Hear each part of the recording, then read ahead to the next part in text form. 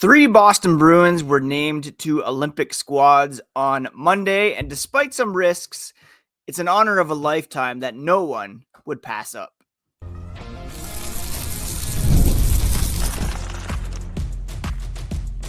You're Locked On Bruins, your daily podcast on the Boston Bruins. Part of the Locked On Podcast Network, your team every day. What is up, Bruins fans, and welcome back to the Locked On Boston Bruins podcast. I'm your host, Ian McLaren, and this is a daily show where we discuss all things Spoked Beat. Today is Tuesday, June 17th. Thank you so much for making Locked On Bruins your first listen every day. It's part of the Locked On Podcast Network, your team every day. And on today's episode, we are going to be discussing the selection of three Boston Bruins to their respective national teams for the 2026 Winter Olympics in Italy. We'll also take a look at the pros and cons of NHL players going to this tournament, some other Bruins in contention, as well as some of the recent history of Bruins participating in this tournament. Before we get into all that, a quick reminder, you can find the podcast on social media at Locked NHL Bruins. That's X, Blue Sky, Instagram, Threads, even TikTok. And you can find me, my hockey thoughts, and dad jokes at Ian C. McLaren. I am a lifelong Boston Bruins fan, and I've been covering this team and the hockey world at large for about 20 years now for various outlets. So on Monday, the Olympic countries participating at the 2026 Winter Games centered in Milan named 6 participants for each country, and there were 3 Bruins among them. For Czechia, we had David Pastrnak and Pavel Zacha, and then Charlie McAvoy was named to Team USA. There likely will be 3 or 4 other Bruins in the mix. We'll discuss those coming up. But I wanted to start by breaking down the advantages and disadvantages of having players compete in the Olympics in the middle of the NHL season and overseas in Europe. It's not as big of a trip as it has been in the past, going to Nagano or Pyongyang the last time, but NHL players were not in that tournament. NHL players have not participated since 2014 when the Winter Games were held in Sochi. And it's going to be a best-on-best tournament, and if the 4 nations face-off that we just saw is any indication, it's going to be just a fantastic tournament. There's no better way to improve or to show what you're made of than playing best against best. And the Olympics are that, a best-on-best tournament, barring injury, of course, or some weird selections by teams, but it's a rare setting where players face a concentration of elite-level competition in a short period of time. Take Patrice Bergeron, for example. When he made Team Canada for the 2010 Olympics in Vancouver, he was just 24. He didn't put up huge point totals, but his defensive play and reliability in key moments certainly stood out, helping Sidney Crosby to score that golden goal. Experience on an international stage kind of accelerated his growth, and just a year later, he was a Stanley Cup champion with the Bruins in 2011. These games, especially the medal round, simulate the pressure and pace of a Game 7. Just invaluable development and experience, especially for some younger guys or those who haven't played deep into the playoffs. Another advantage is kind of the legacy and experience building. Representing your country is more than just playing in a tournament. It's a career milestone. Players talk about it for the rest of their lives, and being part of an Olympic team, even if you don't win gold or bring home a medal, brings a level of pride and maturity that can carry over to the NHL locker rooms. Zdeno Chara is a great example. He captained Slovakia in multiple Olympics and carried that responsibility back into the Bruins room. I'll never forget covering the 2014 Olympics for The Score and seeing all these other international athletes rushing Chara in order to get a picture with him. And you saw some of the smaller athletes at the tournament just getting such joy out of taking a picture with the tall guy. But apart from that experience, it reinforced the leadership qualities that Bruins fans grew to admire. And the experience, again, helped him during that 2011 Cup run and moving forward in the future. These aren't just games, they're legacy moments. The golden goal. Dominik Hasek in 1998. If your player comes back more confident, more seasoned, that could be a win for the Bruins long term. There's also the franchise level benefit. When Bruins players excel on the international stage, it boosts the team's global reputation. You've got fans in Europe tuning in, seeing a Bruins logo on the back of the jersey. That's great for growing the fan base, a Bruins name on the back of the jersey, I should say, and selling jerseys, building the brand. Tuukka Rask started for Finland in 2014.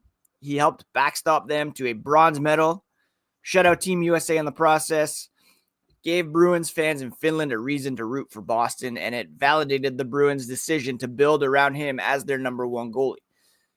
Think back to just a year ago when David Pastrnak won or helped win a world championship for Czechia, and the disappointment that he felt by not being able to represent Czechia in the Four Nations face-off on Bruins ice. And him being selected alongside Pavel Zacha, that's a huge thing for him. And you can bet that he's going to want to prove that his nation can hang with Canada, USA, and others. There are sort of concerns, though, and injury risk is very real. These are high-stakes games with a lot of national pride on the line. NHL teams have really zero say in how their players are used. You don't control minutes, systems, physicality. If a key Bruin gets hurt, it can derail the season, similar to Charlie McAvoy getting hurt at the Four Nations face-off. Another example is Dominik Hasek at the 2006 Olympics. He injured his groin playing for what was then the Czech Republic. It was never the same that season, and that pretty much torpedoed Ottawa's Stanley Cup hopes that year. It's a real gamble, especially for players who log big minutes or play physically demanding roles. There's some rhythm and chemistry to take into consideration as well. The NHL pauses for a few weeks, and not everyone comes back firing on all cylinders. Players are adjusting to different systems, teammates, different ice sizes. International rinks in Europe are wider than NHL ones. That can mess with your muscle memory, especially for defensemen and goaltenders, and it may take time for them to readjust when they return to the NHL grind. The Bruins, that's a real concern for these guys, especially if the retool goes as planned and they are in playoff contention come February. And fatigue could also set in. You're playing intense, emotional hockey for 2 weeks, getting on a long flight back to North America with no real recovery time, jumping straight into the final push for a playoff spot. For players who log major minutes or are coming off an injury, this can lead to burnout or nagging issues down the stretch. After Nagano in 98, which was the first Olympics to include NHL players, several big-name stars reported feeling exhausted by the time the playoffs rolled around. And that concern played a role in NHL skipping the Olympics in 2018, 2022, and nearly doing the same here in 2026. Milan is 6 hours ahead of Boston, and that time change and travel stress is no joke. So where does that leave us? Well, this is going to be kind of a retool, transition, development year, and the Olympics could serve as an incredible growth opportunity for guys like Jeremy Swayman, David Pastrnak. If the Bruins are in playoff contention, though, losing Pasta to injury could put them back in a position where they're drafting pretty high this time next year. It's a balancing act between pride and practicality, and Bruins and their fans should absolutely root for their players to shine on the international stage, but really cross their fingers they come back healthy, rested, and ready for the stretch run. So Zacha and Pastrnak, McAvoy going for sure. Everydayers will remember yesterday we talked about maybe Zacha won't be part of the Bruins by that point, but for now, he's there. Who else could be joining them over in Milan? We'll take a look at other Bruins Olympic hopefuls here as the podcast continues. Are you looking for a snack that is both delicious and nutritious? Crack into a good source of protein with Wonderful Pistachios. Wonderful Pistachios is one of the highest protein nuts. Each 1 ounce serving has 6 grams of protein, giving you over 10% of your daily value. Plus, they're packed with fiber and better for you unsaturated fats to help keep you feeling fuller longer. I love the no shells variety myself. It's the perfect grab and go snack for busy days. Whether I'm snacking at my desk, on a road trip, or just need a quick protein boost, they're always my go-to. And sometimes we sneak them to our 12-year-old while he's playing video games so that he gets some protein there while he's burning the Fortnite fingers. If you love cracking open every shell for that satisfying crunch, the in-shell options are also a classic favorite. Get snacking, get cracking with the snack that packs a protein punch. Visit wonderfulpistachios.com to learn more. Thanks so much once again for making Locked On Bruins part of your daily routine. Everydayers know that it's available in your favorite podcast app and on YouTube, and each new episode is automatically added to your feeds for you to download, listen, and enjoy. Today we're talking about Bruins who have been selected to their Olympic teams: Charlie McAvoy, David Pastrnak, Pavel Zacha. And they likely won't be the only Bruins flying the flag overseas in Milan. Several other current Bruins could find themselves in the Olympic spotlight when national federations finalize their rosters. Let's look at most likely candidates and what might boost or hinder their chances.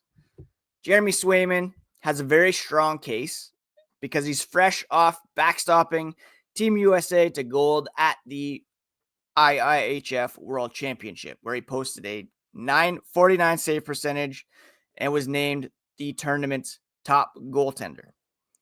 The performance alone puts him squarely in the mix, along with Connor Hellebuyck and Jake Ottinger for Team USA goaltending. Now, let's be honest, Swayman is probably behind both of those two when it comes to playing time.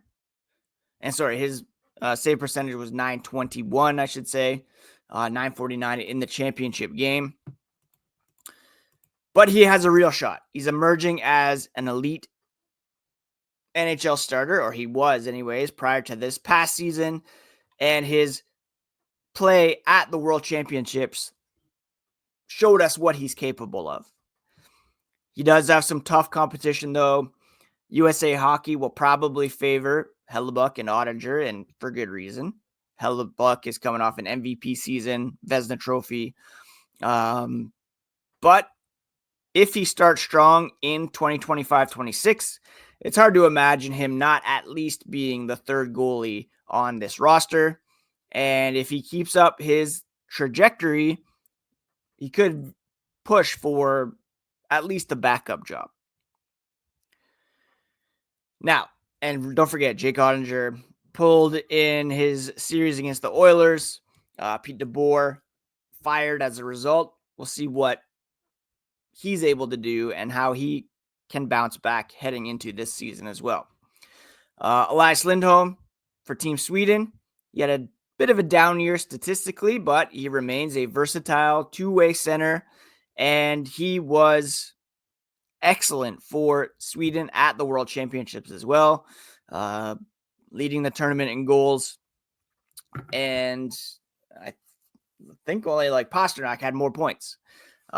Sweden is deep at center, though, and he'll need to start the season pretty well in order to be in contention for a spot. Sweden, very good, very deep. He'll probably similar to at the Four Nations face-off, find himself in a third line or penalty kill role, but should very much be in consideration, if not, I would say a lock for Team Sweden, barring any injuries or just a disastrous start to the upcoming season. Same can be said for Hampus Lindholm. He did not play for Sweden at the Four Nations due to injury, but he's obviously an important piece for the Bruins, logging big minutes, and he does have international pedigree, having represented Sweden at both the World Championships and the World Cup. Big body defender with experience, mobility, defensive reliability. Sweden does have some younger defensemen rising through the ranks like Erasmus Dahlin and Victor Hedman locking things down as well, but Lindholm's versatility has dipped a bit as well, but he should still be a strong contender, especially if he comes back from injury and, could carve out a role as a second or third pair defender with shutdown duties. Another guy is Joonas Korpisalo. Kind of depends on the Bruins' plans. If Korpisalo sticks around as Swayman's backup and plays well, Team Finland could include him among their goaltending trio. He does have international experience and a solid track record playing for Finland. Maybe he doesn't get enough playing time if Swayman jumps out and grabs the number one role. But Finland often carries a veteran third goalie, and he could fit that role if he finds some consistency. One prospect has an excellent chance, and that's Dan Slokmelis. Bruins prospect out of UMass, already suited up for Latvia in various international tournaments, including the 2025 World Championships. Even if he hasn't cracked Boston's roster yet, Latvia, obviously a smaller pool to pull from, and Slokmelis could fill a middle six center role for this team. He's familiar with the program, strong development path. We saw Sidney Crosby give him props at the World Championships. He doesn't have the NHL experience, but that's less of a barrier for smaller hockey nations. It'd be a huge honor for him and a sign of progress in his development. I mean, there's a shot he could be on the Bruins roster at some point this season. The wild card, of course, is the Bruins are widely expected to be active in free agency this summer if they land a marquee international player like Mitch Marner, Nikolai Ehlers, high top-line winger, or high-end defenseman, European defenseman. They re-sign Henri Jokiharju. He's got a chance, perhaps. That player could instantly become an Olympic candidate. Too early to speculate on serious names, even though I just threw a couple out there, but something to keep an eye on come July 1st. So the Bruins could very realistically have 6 or more players suiting up in Milan in February. More if they have strong starts to seasons or free agent activity, trades. McAvoy, Pastrnak, Zacha, just the start. And if you're the Bruins front office, it's kind of exciting and stressful all at once. The selections are a testament to talent the Bruins do have, but also a reminder of the challenges that come with sending that talent halfway across the world mid-season in a bit of a transition year. Now, how have Bruins fared at the Olympics in the past? We will touch on that here as the podcast continues.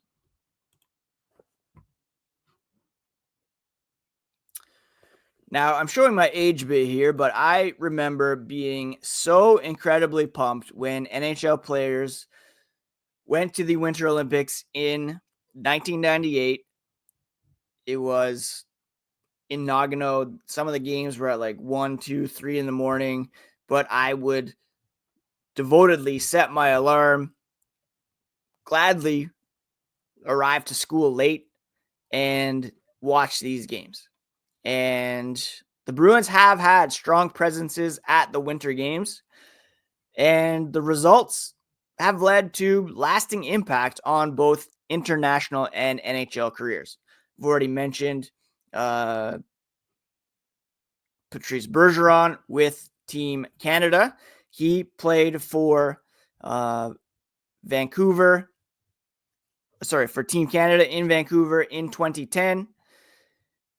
Surprise addition, kind of, in 2010, but it was due largely to his chemistry with Sidney Crosby from previous World Juniors.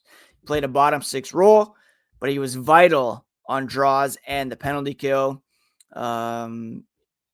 Still part of things in 2014 for Canada at the Winter Games in Sochi. Not as successful that tournament as who won that tournament that year? I can't even remember. Canada won that as well. My bad. I forgot Canada. They won 2010, 2014, and Canada surrendered only 3 goals in 6 games, the fewest allowed by a gold medalist since 1928. And part of that was due to Patrice Bergeron's unreal play. Key part of Canada's dominant shutdown line alongside Crosby and Jamie Benn.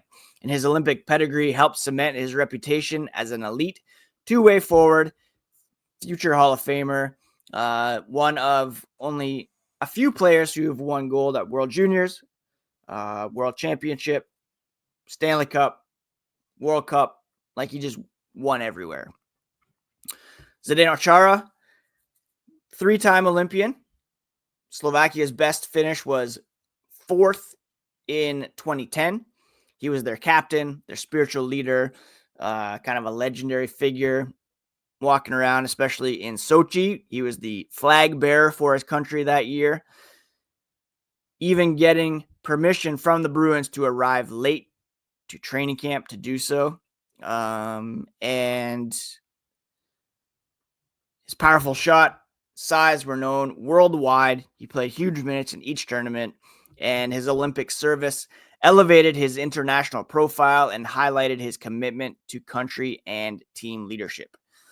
Tuukka Rask helped Finland win a bronze in Sochi. He was lights out, recording a shutout of Team USA in the bronze medal game after missing the semifinal due to illness. He played so good for Finland, and, a smaller country, but he helped build his reputation as a clutch, technically sound goalie on the world stage. He never won gold.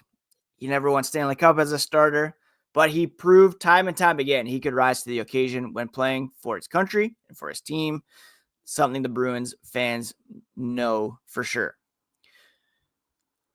Going back to Nagano, Ray Bourque was playing for Canada in that tournament, a disappointing 4th place finish. He was selected for Team Canada at age 37, his only Olympic appearance, and infamously, he was given a nod in the shootout against Dominik Hasek in favor of Wayne Gretzky, which is unbelievable. We all know Ray Bourque was so proficient at picking corners. The belief was that he could skate in there, pick a corner on Hasek, and help Team Canada advance.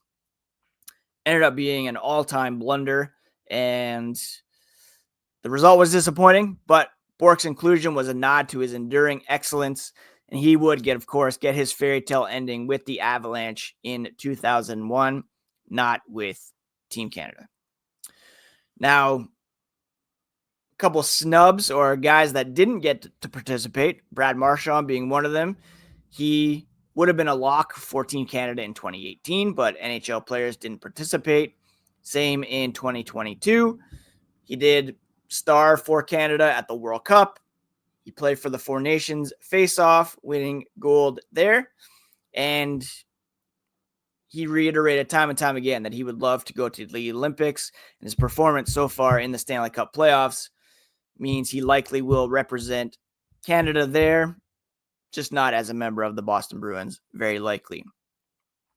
David Krejci represented the Czech Republic in 2018, a non-NHL year, but Bruins fans never really got to see him in his prime on an Olympic stage with full NHL participation, which is too bad. Joe Thornton, Mark Savard, were often edged out when it came to Olympic rosters during their Bruins tenure, just because Canada is just so deep. Now, again, the 2026 Olympics in Milan will mark the first games with NHL players since 2014, a new chapter in Bruins Olympic history, featuring the next generation, Swayman, probably, Pastrnak, McAvoy, definitely. How they perform could define their legacies, much like Bergeron, Chara, and Rask before them. Whether bringing home medals or simply representing their countries with pride, Bruins players have made their mark on Olympic ice for decades. 2026 games will offer a new generation the chance to etch their names into that same history and maybe bring some of that success and experience back to Boss season for a playoff push. All right, that's it for today's episode of Locked On Boston Bruins, my friends. Thank you so much for taking the time to listen. Very much appreciate it. And I appreciate you everydayers so much as well. Game 6 of the Stanley Cup final goes tonight. It's very possible we could see Brad Marchand raising the cup as a member of the Florida Panthers. Still very mixed feelings about that. Outside shot at winning the Conn Smythe Trophy. Maybe we'll have to talk about that tomorrow if indeed that does happen.